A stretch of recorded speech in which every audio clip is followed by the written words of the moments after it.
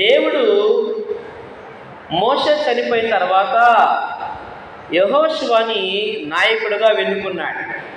ఇశ్రాయేలు ప్రజలు నడపడానికి నాయకుడిగా యెహోషువని ఎన్నుకున్నాడు. యెహోషువ దిగులు పడుతున్నాడు. అయ్యో, మా నాయకుడు ఆ మోషే చనిపోయాడు, మరి ఆయన దేవుడి దగ్గరికి వెళ్ళిపోయాడు. ఈ లక్షలాది ప్రజలను ఇశ్రాయేలును నడిపించడానికి నేను ఏ పాటి వాడని తను దిగులు పడుతూ ఉన్నాడు.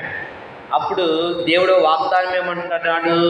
దేవుడు సెలవిస్తున్నాడు, నిన్ను విడువను ఎడబాయను, నిబ్బరము కలిగి ధైర్యముగా ఉండము, నేను నీకు తోడై ఉంటాను, నీ వెళ్ళి ప్రతి స్థలాన్ని నేను నీకు ఇస్తాను అని దేవుడు వాగ్దానం చేస్తూ ఉన్నాడు. సరే, ఇప్పుడు వాళ్ళు చేయవలసిన పని అంటే యెరికో పట్టణాన్ని స్వాధీనం చేసుకోవాలి. ఏ పట్టణానమ్మా? యెరికో పట్టణాన్ని స్వాధీనం చేసుకోవాలి. ఈ యెహోషువ ఏం చేశాడంటే 2 వేగుల వారు పిలిచాడు, మీరు వెళ్ళి ఆ యొక్క యెరికో పట్టణానికి వెళ్ళండి, ఆ పట్టణం యొక్క పరిస్థితులు ఏంటో గమనించరండి అని యెహోషువ 2 వేగుల వారిని, గూఢచారులు అన్నమాట, మనం అర్థం చేసుకొని 2 గూఢచారులు పంపించాడు. సరే, వాళ్ళు వెళ్ళి ఆ యెరికో పట్టణము పరిశీలన కోసం వెళ్ళారు. వెళ్తే ఆ యెరికో పట్టణం చుట్టూరు కూడా ఆ యొక్క గోడ, ప్రహరీ గోడ ఉంటుంది, పెద్ద ప్రహరీ గోడ ఉంటుంది యెరికో పట్టణానికి. ఆ వాళ్ళు అలాగా కట్టించాడు రాజు, ప్రొటెక్షన్ కోసం అన్నమాట. కట్టిస్తే ఆ యెరికో పట్టణము ఆ ప్రహరీ గోడ మీద ఆ పై భాగంలో ఒక వేశ్య ఉన్నది. ఆమె పేరు రాహాబు. ఆమె పేరేంటి? రాహాబు అనే వేశ్య ఉన్నది. ఆమె అక్కడ నివసిస్తూ ఉన్నది. వీళ్ళు మొట్టమొదట వెళ్తూ ఆ రాహాబు అనే వేశ్య దగ్గరికి వెళ్ళారు. ఆమె ఏం చేసింది? వీళ్ళని చేర్చుకున్నారు. అంటే ఆ రోజుల్లో మరి ఆ రాహాబు అనే వేశ్య మరి భోజనం కూడా సదుపాయం ఉందో మనకు తెలియదు, కానీ మొత్తానికి 2 ఆమె ఎద్దరికి వెళ్ళారు. వెళ్తే వాళ్ళని చేర్చుకున్నది ఈ వేశ్య. చేర్చుకుంటే చూడండి, వీళ్ళు మరి ఆ రహస్యంగా వచ్చిన ఆ గూఢచారిని, మీరు ఎక్కడి నుంచి వచ్చారు, మీ వివరాలు ఏంటి చెప్పండి అని అడిగింది. అడిగితే అప్పుడు వాళ్ళు విషయాలను చెప్పారు. చెప్తే ఆమెకు చాలా భయం వేసింది. వామ్మో, మీరు ఇశ్రాయేలు ప్రజలు, మీరు సామాన్యులు కాదు, మీ దేవుడు చాలా గొప్ప దేవుడు. మరి ఆ యొక్క ఐగుప్తు దేశం నుంచి వాళ్ళకు అనేక శ్రమలు పెట్టి, ఆ ఐగుప్తు రాజు కూడా బాగా శ్రమలు పెట్టేసి ఆ ఐగుప్తు దేశం నుండి, బానిసత్వం నుంచి మీ దేవుడు వాళ్ళని విడిపించాడు.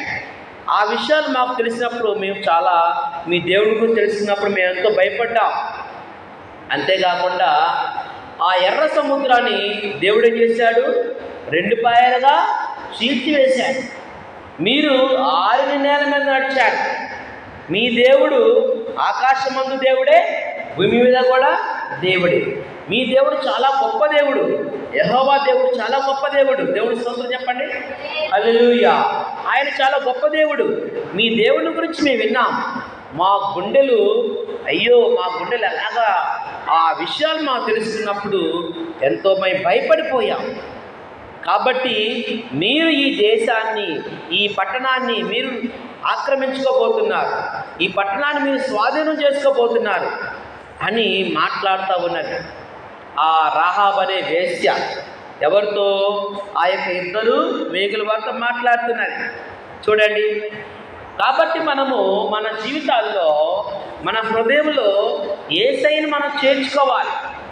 యేసు ప్రభుని మన హృదయం చేర్చుకున్నప్పుడు మనకు ఎంతో సంతోషం ఉంటుంది, మనకు ఎంతో నెమ్మది ఉంటుంది, మనకున్న ప్రతి అనారోగ్య సమస్యలు తొలగిపోతాయి. యేసయ్య నీ హృదయంలో ఉంటే నీ జీవితము ఎంతో ఆశీర్వదకరంగా మార్చబడుతున్నది, ఎంతో దీవెనకరంగా మార్చబడుతున్నది. చూడండి, ఇక్కడ మరి రాహాబు అనే వేశ్య ఆ 2 గూఢచారుల్ని చేర్చుకున్నందువల్ల ఎలాంటి ఆశీర్వాదం పొందుకున్నది మనం చూస్తాం. కాబట్టి ఆమెకున్న విశ్వాసం ఏంటి? వీళ్ళు సామాన్యులు కాదు, వీళ్ళు సేవించున్న దేవుడు సామాన్యుడు కాదు, ఈయన జీవముగల దేవుడు, జీవముగల దేవుడు. కాబట్టి మనము ఈ ఈ దేవుని సేవించిన ఈ బిడ్డల్ని మనం ఆశ్రయిస్తే మనకు కూడా క్షేమం ఉంటుంది, నాకు క్షేమం ఉంటుంది, నా కుటుంబానికి రక్షణ ఉంటుందని ఆమె ఎంతో ఆశించి ఆ వేగుల వారిని వారి యొక్క గృహంలో చేర్చుకున్నదట.